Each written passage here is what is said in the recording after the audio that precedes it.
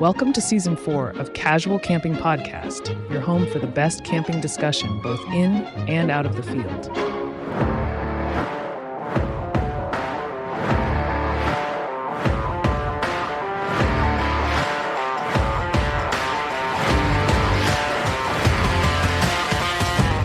Here are your hosts, Tim and Aid.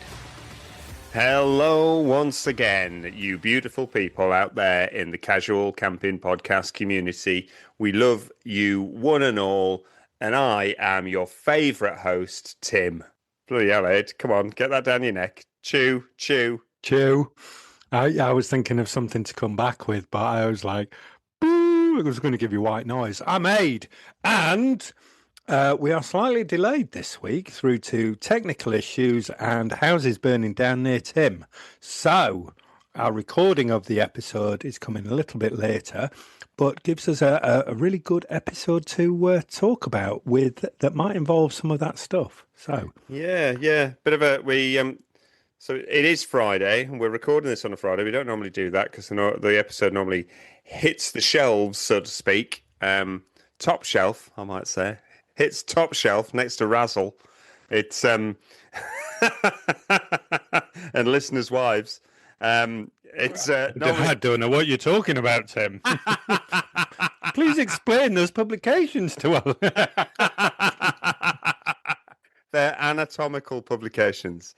It's we normally have this and it goes out. It hits the shelves really early on a Friday morning here in the UK. But we'd left it late to record this week with one thing or another. And I got home to, those people in the UK will have seen it all over the national news, rather oddly. Stourbridge. And I live in a little village that is part of Stourbridge. And we had one fire on one side and we literally had another fire on the other side of the village. Came home last night to lots of smoke in the streets and people being a little bit worried and a little bit scared, and we've 19 houses have gone up in the area. So essentially, you were getting it from both ends, is what you're saying. That's another publication. Yes, up and down the street. Oh God, that joke's going to keep going into it. It's oh dear. So you got your hose pipe out, did you? And started wetting the fences. It's a gift that keeps giving, Tim.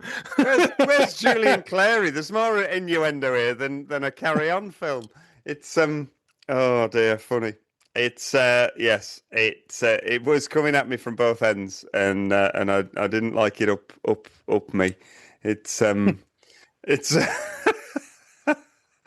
no, it was we're laughing now, but it was not great. Heading, oddly enough, it'd been a really busy day yesterday, and I'd been working all day. My mate who's in Italy messages me and goes, "Your house all right? This with those fires." And I went, "What fires?" I was like, "Oh," quickly looked on the phone, and then we've got a street WhatsApp group, and that suddenly was lighting up with, "I'm watering my fence, I'm doing this, and I'm wetting the grass down," and it's like, "Oh God, okay." Got home and it was lighting up. You could have used a better phrase there, Tim. It's a worrying time, and obviously me and Tim use humour to underlie our worry and things, as countless communities around the world are sort of having that kind of thing happen to them. So we are, all joking aside, it's a very worrying time. The planet is warmer, and it's unusual here for the UK, but it is now, what we're seeing is what we've been seeing from California, America, Canada. Last year it was Australia, and it's really this year really worrying. France and Spain and parts of Germany, huge parts of Europe have had enormous fires.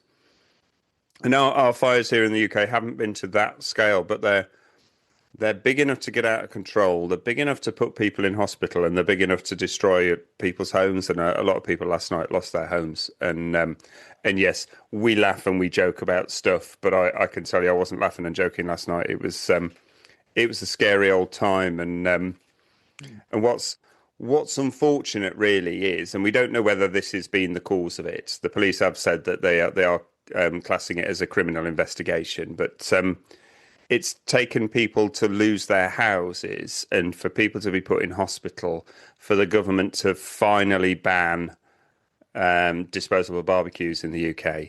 And that's kind of what the episode's going to be about, isn't it? Is a bit of fire safety, talking about some disposable barbecues, pros and cons. We've hated them for years, and we've slagged them off and saying they're actually a useless piece of kit anyway, and they're hugely dangerous.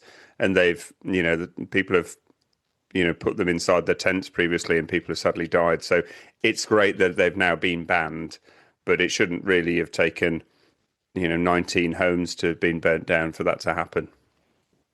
Yeah, well, yeah, absolutely, definitely.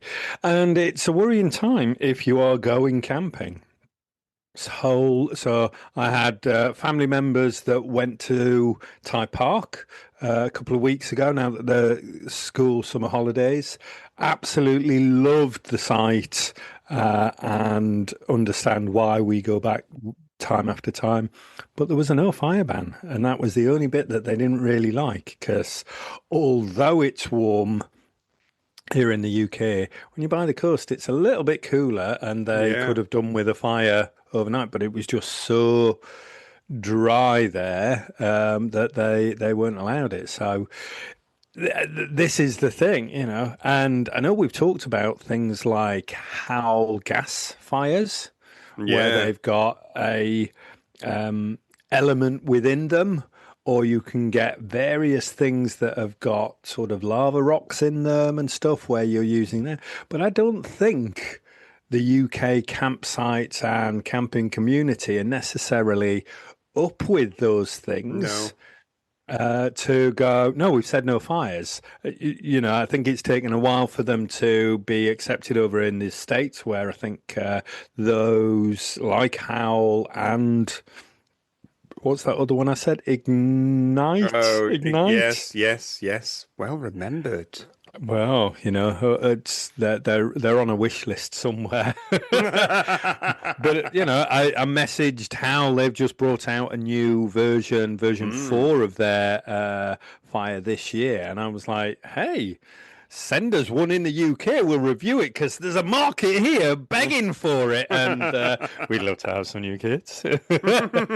So if you guys are listening, and we know that you might be, because we've got a lot of listeners over in the US, it looks a great bit of kit. And, for times like this, it'd be really interesting to see whether or not, with a no fire ban, somebody'd let you use one of those. Because how many times have we turned up with our amazing off-the-ground fire pits, and sites go, hey, no, you're only allowed to use our fire pits because we know, and, it was like, I'm a professional. So, I wonder whether or not those would take a lot of getting used to. I think you'd have to do some explaining. I mean, certainly, the Howl system works by it like superheats tubing inside it, doesn't it? Because you're not just getting heat from the flame, because that doesn't radiate enough heat off a gas flame. But it superheats tubing that's coiled up inside the device that then radiates a massive amount of heat. So the whole device is giving you heat. But of course, there's no embers coming off it. There's no, you're not putting anything on there. There's no sparks or anything. So it's a really clean burn. Yeah. So it's as long as what they say is, as long as you clear the ground, so there's nothing underneath that will get hot and may then, start to combust.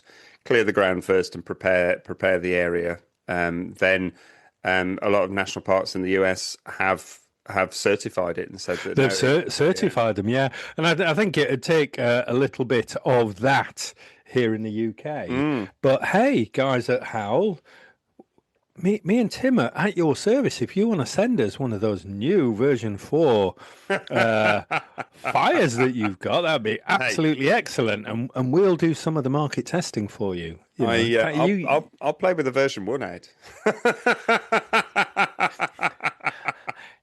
You know, one that got damaged in transit that's been sent back. I'll play with that. Yeah, yeah. Do you know what? They do one that hangs off the back of a pickup truck or a car or something. I'd happily bolt one on the back of my Jeep. I think it would look great. You talking about them top shelf magazines again?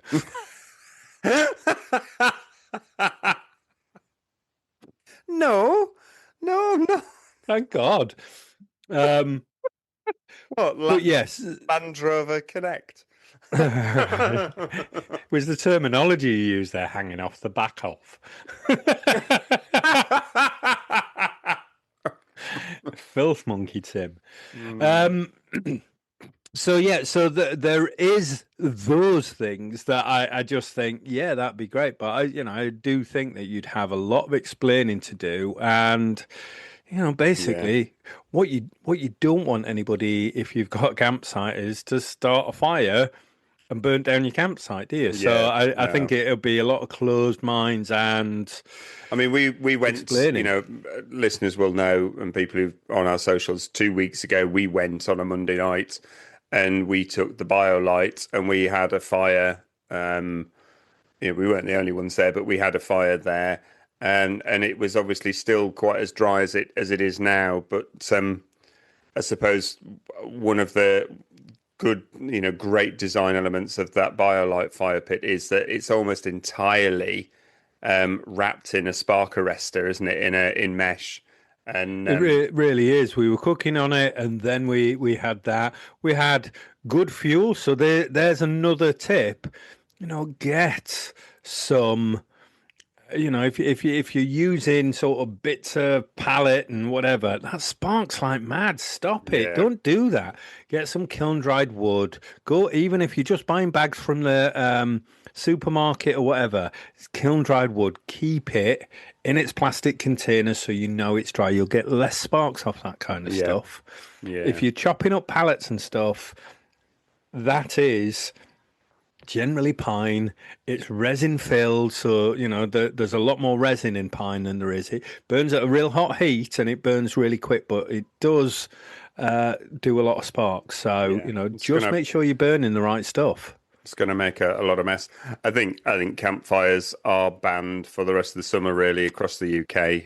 Certainly across England and Wales, Scotland. They've had some terrible fires in the Cairngorms, and the Cairngorms have had a fire ban for a long time. Now it's I think for the next few weeks. I mean, I'm camping right across the bank holiday with some mates, and we've been talking about who's cooking what and everything, and I'd kind of toyed with, I could do the Dutch oven. But it's like not at all. It does completely change your cooking and everything. Changes what equipment you take in. I'll take the kitchen station, I'll take the Jetboil Genesis, and I'll cook on that. And but we won't have a fire. So it's what do we sit round? We might have to sit Good Time Tom in the middle, and we just all stare at him. Yeah. So here's a question then, Tim. That was funnier than that, Ed. Laugh at that. I was thinking about my next question. I was like, where's my section? Sorry. Oh, carry on. Carry on. It's all right. Okay. Later. So I was thinking that what about those, the fire logs that are compressed sawdust? They don't give off sparkies. But it also did make me think that, even if you've got a gas fire that's going, that's, giving out a little bit of heat, or you're watching the flames dance or whatever, it gives you that iridescent light of the glow that you're all sat round as you're having a beer and stuff. It's certainly not for heat, but it's for camaraderie, I guess, and the experience of being out there. imagine if you've got a gas fire going, not everybody knows it. It's like you up in Scotland on the hills, and the police came going, "Hey, what are you doing? There's a fire going on up there." And, that would be the same thing. Everybody on a campsite knows that there's no fires, but number pitch 22 down there's got a flipping fire going. You'd get reported all the time, wouldn't you? Yeah, you would. I was thinking, I could take the Mars fire because it's freestanding, it's all self-enclosed, it's glass on 3 sides. It's got a large chimney and a double smarker rest on it now because I've got the cowl on it as well that fits over it.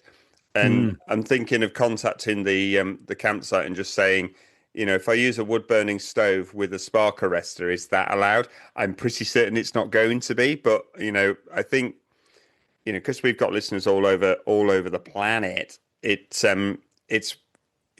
we've said it so many times. Speak to your local campsite. Speak to the campsite that you're going. Get that relationship with them. Have that sort of one-to-one conversation, and just say, because you don't want to break the rules, and you don't want to upset them, and you don't want them to kick you off.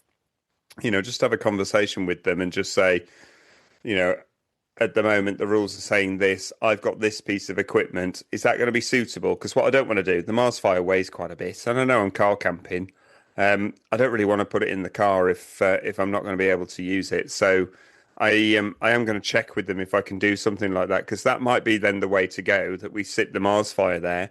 We don't need it for heat, but it does radiate heat. Yeah. Yeah. Super economical. It's something to look at as well, isn't it? But it's something to look at because, I don't want to look at Richard's face.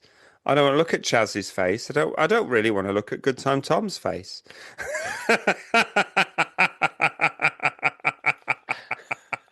I love you guys. I'm so looking forward to coming camping. I can't tell you how excited I am to come camping with the 3 of you. We're going to have such a scream and such a laugh, and we got 2 nights in the field, so it's going to be great, even without. I tell you what, I want you to go to that pub that's there, and go and get some of those shots. We're not going. They are good. Oh, you can't get in. Can't get into Fire and Stars for love or money. Love or money, or nicely worded emails to say, "Do you not know who we are?" I heard they sent back and went, "We heard Age not coming, fuck off." Sorry about the. I get that a lot, to be honest.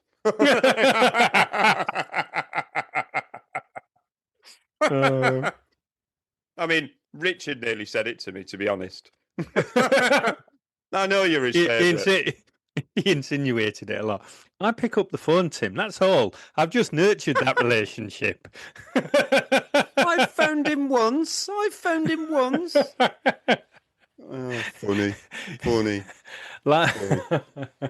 Yeah. So I'm missing out on that camping trip, and in a strange kind of thing, it's kind of putting me off going camping if I can't have a fight. If I can't do what I want to do. Obviously on somebody else's land, but it does make me nervous about, something going wrong. How many times there's a couple of sites I've been to and they go, no campfires, but you can have a barbecue and stuff. And I was like, I'll take some coals. I'll take the BioLite because you can cook on it, and then throw a little bit of wood on afterwards. Yeah, the BioLite does let you do that because it's hard to tell. I'm just going to be, it's 2 weeks away. The long range forecast is still showing the UK is having, I think between now and then, it's about 1 millimetre of rain, which means we're not getting any rain. It might, sod's law, it's going to rain like mad right across the bank holiday weekend. But you know what? If it does, I'm actually going to be really quite happy to go camping in the rain because, we camped in Scotland in the rain because there'd been no rain down here. We haven't had any significant rain since we came back from Scotland. It's 2 months. Yeah, 2 months. We loved the rain up in Scotland. They were apologising to us at Van Gogh, and we were like, no, this is great. I love putting the waterproofs on and just sitting in the rain. It was really lovely. So if it does chuck it down while we're away, I'm still going because I'm going to be quite happy to sit in a field while it's raining because a novelty of that at the moment. But if it's not raining, like you say, I'm going to be really worried about, I'm not going to take any risks. I'm just not going to take any risks because, you don't want to be the guy that accidentally, completely unintentionally trying to do the right thing, but actually unintentionally sets fire to something. And these things get out of hand really, really quick. And, they result in people being hurt. They result in people losing livelihoods, livestock being injured. I read today one of the houses that have gone, they didn't manage to get the pets out of the house. The pets perished. That's just like heartbreaking stuff. And you don't want to be the guy that causes that. Family members. Yeah. It's so we will follow whatever rules are going. I will consider the Mars fire, and I might email them and ask them about it. But sometimes then you do poke the bear, and they turn around and go, "We've cancelled your thing because you've asked a question that you shouldn't have asked." Do you know what I mean? And that's the thing, isn't it? That there is this sometimes with certain sites. Oh, is it okay if, five of us just lads, that single sex kind of thing? Yeah. And you go like, oh, sorry, we've cancelled. Yeah, I had that up in Massam. Yeah. And it was screw them. I hate that site. I hate them at that site. They don't want campers on it. I have no idea why they have a camping field there. Somebody needs to open another campsite up at Massam because those people they're awful people. They're really anti-campers, and I can't stand them. Yeah, I'm not camping there ever again. No, there you go, people. That's me and Tim slagging off a place, but yeah, they don't want us. They don't want us. They've had enough money from our groups when we've been there, but they want caravanners. That's it. Yeah. Cheers. What are you drinking tonight, Tim? I am on San Miguel. I'm on the beer.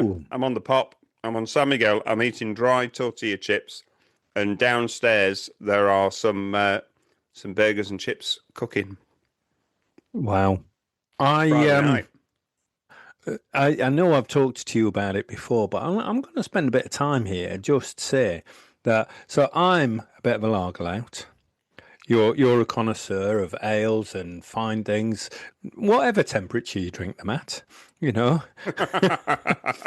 Whereas I do like a nice sort of Foster's, Budweiser, things like that. But here in the UK, they've started taking out the normal brewing process. So there's other things in. So I've had to up my game in the quality of the beer that I drink so that I don't have glucose syrup or something, that they've started putting in stuff that is brewed here in the UK. So I've gone for a more German kind of, and it might actually be Czech. Budweiser Budvar, which is brewed with just 4 ingredients. Cool. So yeah, I've stopped doing the other stuff because it's bothering me, and they're saying it's changing people's. Yeah, it's super addictive stuff as well. So it's yeah. It's part of the shrinkification, isn't it? It's and they're trying to make the same money, but with a product that isn't the same. So, cheers, good health. It's good health. It's stuff that is brewed here in the UK because we don't have laws. Like over in Germany, they've got strict laws that you can't alter how things are brewed. So, yeah, I'm starting to really pay attention to see what's in there. Interesting. So yeah, I'm not. No, it feels like I'm less loutish and being a bit more sophisticated. Sophisticated in your lager drinking. Yep. Good for you. Yeah. Good for you. I think so. But it's even with some of the pale ales and stuff. Doombar that has it in it. That was my gateway ale drinking. And that's been bought up by somebody, and that's got that stuff in it. So yeah, so rubbish is that. You did well there because most people's gateway, to progress into adult drinks is to go from lager to neck oil. But anyone who actually does drink proper ales, neck oil is just like it's an IPA. It's an IPA though, isn't it? It's like drinking flipping diesel. It's not even IPA. It's it's just watered down. It's lager, cold and ale, but it's just a lager really. It's I do hate it when I go to a bar and all they've got is neck oil. It's like a couple of times I have actually just walked out because it was just, why am I drinking? I don't want to drink that filthy muck. It's just, I like something that's actually got some flavour to it. Well, so we've obviously digressed from fires to what we're drinking, which does actually link up to being around a fire. But if you have an opinion that differs from me and Tim, and, we don't want to offend anybody, but you can get to us on our socials. So we're on Facebook, we are on Instagram, messages, we have various sort of chats going on, and we've got some new listeners, we've got some new joiners to those groups. Welcome one and all. One and all. And take part and challenge us if you think that we have said anything wrong, because hey, we're still learning. Every day is a learning day, Tim. It is. Apart from neck oil, I was right about that. It's crap. Don't drink it. Don't touch it. Get a proper drink. If you're drinking that, you need to sort yourself out. Might as well be cider. Might as well be cider. Might as well be alcohol pop. I mean, go get yourself a Moscow Mule. Hey, Tim, I like a Moscow Mule. Careful. Hooch that. Hooch that. Yeah, so that, I think, let's have a little bit of a recap there. So, if you go in, check the local rules. Yeah. Check whether or not you can have a fire or a barbecue, not one of the single-use ones, but you'll still be able to maybe cook. But I think it then questions if you're going and what you would normally do, you're not able to do. So think about the food that you're going to be cooking. Yeah. Think about what you need to take. Do you need more gas? Are those are the things really. You can't just do it as you normally do it. I was listening to Capital FM this morning. Well, it's probably just called Capital now because I'm old, so I still think of FM. But they did a barbecue. Jordan North did a barbecue, and it was all gas. And he'd taken 2 of the large bottles of gas, and both of them were half empty because he just thought they always have loads in. And his celebrity barbecue, nobody ate the burgers because nobody trusted them because they weren't actually cooked. It's so check your gas. Check your gas. Have you got full bottles of gas? It's because you are going to have to cook on things in a different way. We would normally do a barbecue over, we'd light a wood burner, maybe put some coals on it, and we'd put the grills on top and we'd cook on there. You do have to start thinking about cooking in a different way and how are you going to do that. A lot of the bushcraft guys out there, it's all open fire stuff, and I do wonder how that community's kind of getting on with all of this, really, because they're out there in the woods. Oh my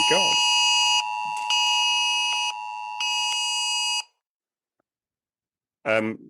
Is that on your phone as well? That's on my phone, yeah. Okay. Severe alert has just come through. It's Friday. It's 7:01, and there is a very high risk of wildfires nationally.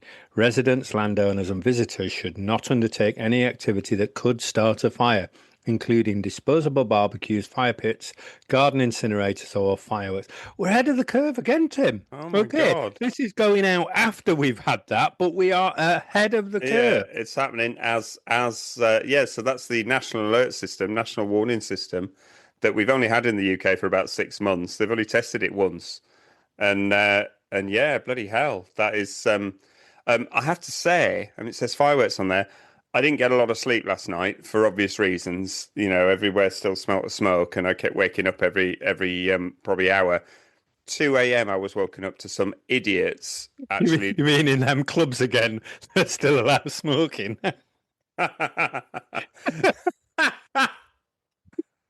No. You've been to Club Kit Kat? Oh, Berlin.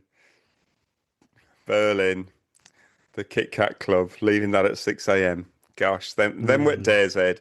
No, I was walking up at 2 a.m. with some idiots lighting fireworks somewhere. Yeah. Oh my Yeah. God. Some idiots lighting fireworks. Firecrackers were going off. And on two sides of me, there are fields. And in one of those fields, somebody was lighting firecrackers. So there's just idiots out there. And obviously last night, we were the center of attention for national news. We had airplanes, helicopters, loads of stuff going around all night long, loads of fire engines. We've had the Prime Minister here today walking round. There's some idiots, aren't there, who like that attention, so they like to do really stupid things. But what we'd say is don't be the stupid person. So yeah. We are now in a proper full national alert. No fires, no campfires, no barbecues, absolutely nothing. We're at a serious high risk of wildfires. Don't be the idiot. Basically, don't be the idiot. Yeah, and the thing is, as well, what we've seen on the news over the last few years is that by the time a fire gets going, it's not necessarily sparks, it's the adjacency to a hot heat. So things just combust if they're so dry. They just do. And I think that's the thing. It might not be sparks, it might not be, but once that, it might be a spark that gets it going. But once you've got a tree on fire that's full of resin and dry as anything, anything that's within sort of 20, 30 feet of that, just going to go up because of the amount of heat that's coming off that. Yeah. And last night, the wind actually really picked up, which was my real worry. Because we're a number of roads between us and where the fires were and the houses that were on fire. But the wind was coming directly from where the main fire was. We did have one on the other side. It was much smaller, but I worried about that slightly less because the wind was blowing that one away. But I thought, on my other half said, well, it's not going to come through all of that. I said, well, no, it's unlikely to do that. But I said, sparks from there can travel quite far. Embers can travel really quite far on a strong wind and land in a tree. And any of the trees around us are just completely dry. I mean, we're losing leaves off the trees in the garden because they're so dry. It's that was my real worry, is that actually it could move very quickly once the wind picks up. It's And that's it. People obviously close to you have experienced that. People that we've seen on the news in various countries experience that, and you don't want to be the cause of it or no have that happen. So if you are sorry, go on. No, well, that's certainly here in the UK, that national warning that has come through to all phones. I doubt very much there'd be a camp site going at the minute that is going to let anybody have fires. No, not at all. Not at all. And if you're out there camping already, put that stuff away. They've probably already told you not to use it. Don't take it if you're planning a camping trip. Plan it in a different way. Cook your food in a different way. Plan different food. And that might include eating down the pub, because then you're supporting a local business. It's about thinking about doing stuff in a different way, isn't it? Just to make sure that everybody is safe. And so it does state in this, undertaking any activity that could start a fire, including disposable barbecue. So I think probably, other barbecues might be might still. But also, you've then got to think, what do I do with that? Because that keeps a lot of heat in it. Yeah.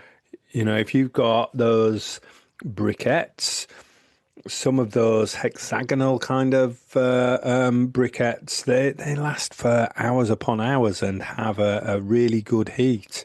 So just be very careful. It's where you dispose of things as well, isn't it? So if you is, even if you've you've taken a gas burner, a twin gas burner or something like that. I'll take the jet boil.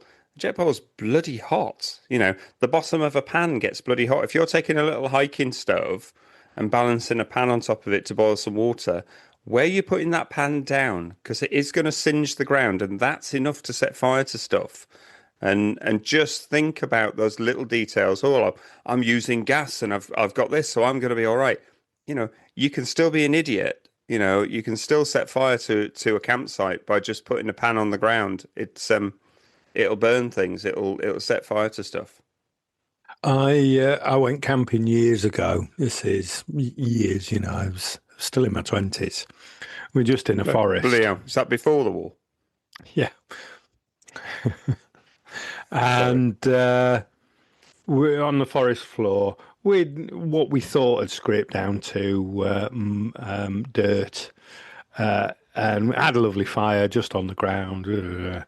And in the morning, there was burn marks that kind of spiraled out from and had gone quite far. And we'd not gone down to dirt; we'd just scraped out a little bit, and there was just all this stuff that had been burning away. So, wow. And tree roots do that as well. Yeah. In real dry periods like we've got now, tree roots will be like a fuse. They'll be like a fire fuse to carry a fire along. So it's just not worth it at the moment. It's just not worth it if you're in these areas where they're saying, we haven't had a full ban until literally 2 minutes ago. Which we are now in a full national ban. So it does change the advice ever so slightly. So it's absolutely don't do anything. But even if you're in an area where it is potentially ambiguous and you can talk to that campsite, you really have to think very carefully about what you're doing. Because as I say, you don't want to be the idiot that sets something off. No. So yeah, I mean, completely, think about the food that you're taking when you go. Think about, you were saying about burgers, like beef burgers, they're okay, a little bit sort of rare. If anything, beef is all right rare. Well, it is. There's less sort of stuff in that. But, pork sausages, you can't eat them underdone. No. We're certainly not advocating undercooking food. Absolutely not. It's, your gas burners are the way to go, but just then be mindful that isn't a foolproof system. You still need to put those pans and things down somewhere. In 2 weeks' time, if we've still had no rain, I'll take my kitchen station. I'll take my jet boil. That's got a full metal top to it that I can move pans across. It's very well contained. There's nothing comes off that. It's nice, clean. It burns super clean, does that jet boil Genesis. I bloody love it. I can't wait to get it out in the field again. I haven't decided what I'm cooking yet. I've said I'll do the first night meal, but I'll figure something out what I'm going to cook. But it's a great piece of kit. I'm just going to pivot to some other piece of kit. And if you don't have an equally great piece of kit, if you've just got a fire pit, well, you need to go and buy something. You need to go and get yourself a jet boil Genesis, don't you? You need to go shopping. And I have to say, I've just got myself a jet boil Genesis, Tim. I know. It's beautiful, isn't it? It's really beautiful. Do you know how swanky we'd look if you and I were taking care of dinner, going camping together, and we got out 2 jet boil It's like Michelin-starred chefing on the campsite. Absolutely. We put Tom of Off the Beaten Pot to shame, really. He'd just pack up and go home. He'd go, 2 jet boil Genesises. What is the collective noun for jet boil Genesis?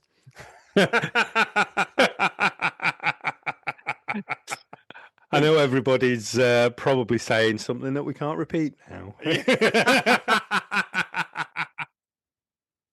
But that's just jealousy, Tim. Don't let them get. They just wish that they were us. Well, So, Tim, I think all that, we're all pretty worried. We all know that we need to take care, and that's it. So let's go with a mediocre 5-star review. And we've had one before from Connor, but he sent us an excellent picture this week that was him having a beer sat by a pool over in Cyprus. And he said, what a better place to catch up on the last few weeks' episodes than with a beer and the sun in Cyprus. So cheers, Connor. We really appreciate the sharing of that, and hope you're having a great time. So I think I said something about it on his post. Was just like, I still find it amazing that people listen. This, Connor, we've never met Connor. He's some guy out there on his holiday, sitting next to a pool, listening to us talk. I mean, clearly he's got a mental health problem. Yeah, I'm just looking at that. That beer looks cloudy, Tim. Oh, it might be a frosted glass. Probably a urine sample.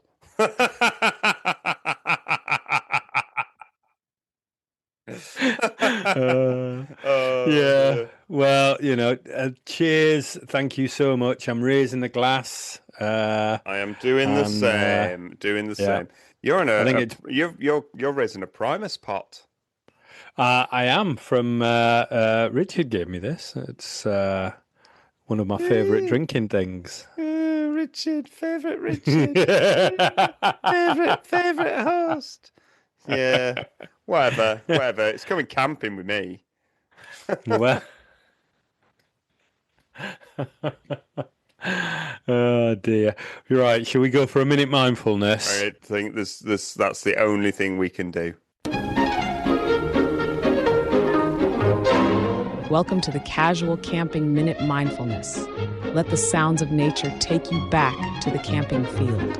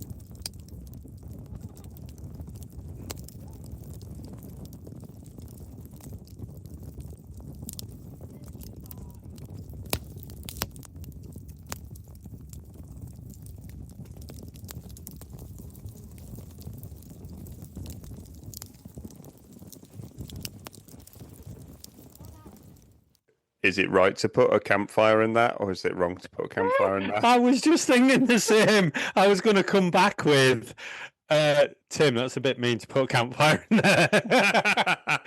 But I think we do it and go, for all you that were missing that, there's a campfire.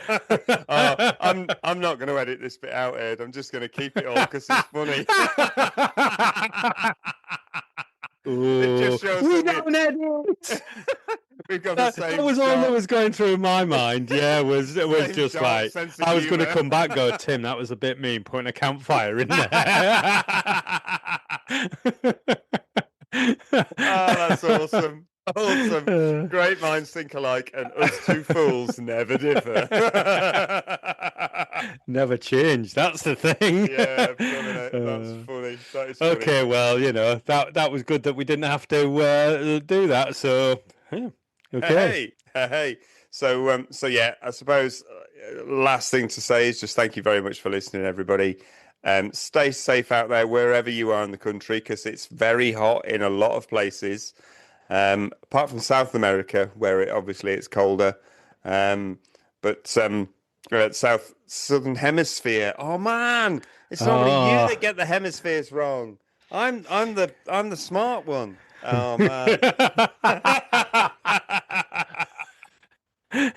Oh gosh, I was like, just there. I'm sure I've seen snow in there. Well, yeah. It's take care, everybody, wherever you are. Find us on our socials, on Instagram, on Facebook. We've got a great Facebook group. We're over on YouTube. Come and talk to us. We are always desperate for people to talk to us. Yes, desperate is a good word for it. The Desperate Casual Camping Podcast. Desperation's what you need. I've been Aid. I've been Tim.